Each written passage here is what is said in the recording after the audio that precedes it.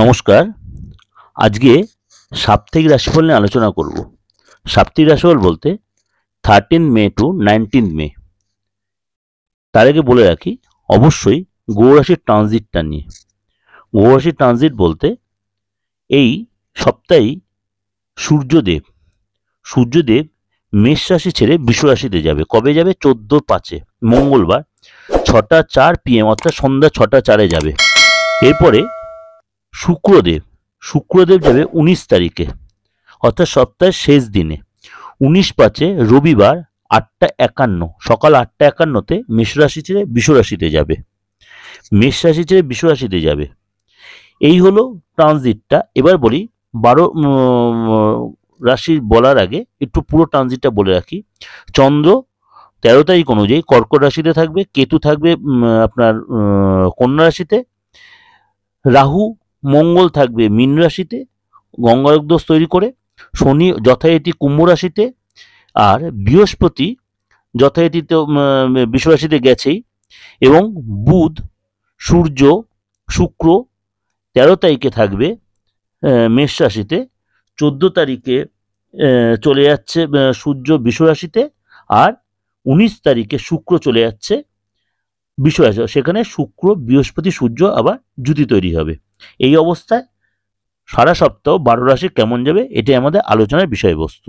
কন্যা রাশি এই সপ্তাহে শরীর স্বাস্থ্য যথেষ্ট ভালো থাকবে। আপনার নিজে শরীর নিয়ে যথেষ্ট সচেতন হবেন। বিশেষ করে মর্নিং ওয়াক করবেন, কোনো যোগা করবেন, জিম করবেন, মেডিটেশন করবেন, এবং নিজে কিন্তু শরীরের মধ্যে একটা দেখবেন আপনার মধ্যে একটা লালিত্য ভাব বা একটা গেট আপ চেঞ্জ হচ্ছে, বেশ দেখতে সৌন্দর্য আপনার মধ্যে আসবে। এবং এই সপ্তাহে আপনার নতুন কোনো বন্ধু, নতুন কোনো যোগাযোগ আসবে। ব্যবসা যারা মোটামুটি ভালোই দেখা যাচ্ছে, কিন্তু আপনি একটু ব্যথা বেদনা ভুগতে পারেন, কোনো চিল লাগতে পারে। এই সপ্তাহে আর্থিক জায়গাটা অনেকটাই বেটার দেখা যাচ্ছে। নতুন কোনো যোগাযোগ আসতে পারে, নতুন কোনো ড্রিল হতে পারে। আপনি গুরুজন থেকে বা বাবা মার থেকে কোনো হেল্প পেতে পারেন, ফ্যামিলি হেল্প পেতে পারেন, এবং আপনার লাইফ পার্টনার বা কোনো আপনার প্রেমিক বা প্রেমিকার কাছ থেকে কোনো গিফট পেতে পারেন। এবং এই সপ্তাহটা আপনার জন্য কোনো সুখবর বয়ে আনছে। আপনি এই সপ্তাহে কোনো পার্টি প্রোগ্রাম বা ফাংশনে যেতে পারেন, এবং বিদেশ থেকে বা বাইরের কোনো জায়গা থেকে আপনার কোনো আর্থিক কোনো যোগাযোগ বা আর্থিক কোনো খবর আসতে পারে, ডিল হতে পারে, ধনলাভ হবে। কোথাও ছোটোখাটো ঘুরতে যেতে হবে ফ্যামিলির সাথে, কাজের জায়গায় যথেষ্ট ভালো হবে। কিন্তু আপনাকে বলবো অনলাইন ট্রানজ্যাকশন করতে খুব সাবধান, এবং আপনি যদি কোনো জায়গায় কাউকে চেক দিয়ে থাকেন, চেকে সই সাবুত করতে বা কোনো অ্যামাউন্ট লিখতে, এগুলো খুব সাবধান। এবং এই সপ্তাহে কিন্তু নতুন কোনো কাজে ইনভেস্টটা এড়িয়ে চলবেন, অর্থাৎ সপ্তাহের প্রথম দিকটা চেষ্টা করবেন একটু এড়িয়ে চলতে। খাওয়া দাওয়ার ব্যাপারে একটু কন্ট্রোল করে থাকতে, বিশেষ করে আপনার পার্টনারে পেটের প্রবলেম, অ্যালার্জির বা ইনফেকশন এসবগুলো হতে পারে। এই সপ্তাহে উপাচার কি করবেন? এই সপ্তাহে উপাচার করবেন, এই মন্ত্রটা অবশ্যই ভালো করে শুনবেন। নম ঐং ক্লিং হুং বৃহস্পতয়ে নম।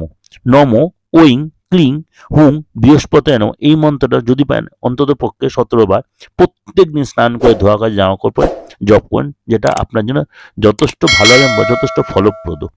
যাই হোক, এটা ওভারঅল ডিসকাশন করলাম। ভালো লাগবে অবশ্যই, ভালো লাগবে অবশ্যই লাইক করবেন, সাবস্ক্রাইব করে নোটিফিকেশন বেলটা অন করবেন, যত লোকে শেয়ার করবেন। আর আমার নতুন চ্যানেল যে দিগদর্শন মন্ত্র, সেই চ্যানেলটাও যদি সাবস্ক্রাইব করে নোটিফিকেশন বেলটা অন করে রাখেন, সমস্ত প্রোগ্রাম আপনার কাছে সবার আগে পৌঁছে যাবে। এবং অনেক কিছু শিক্ষণীয় প্রোগ্রাম দিই, ভালো প্রোগ্রামে আশা করি আপনাদের সেগুলোও ভালো লাগবে। আর যদি আমার সাথে যোগাযোগ অবশ্যই বুকিং নেয় ফোন করেন। আজ নমস্কার, সারাটা সপ্তাহ আপনাদের ভালো কাটুক।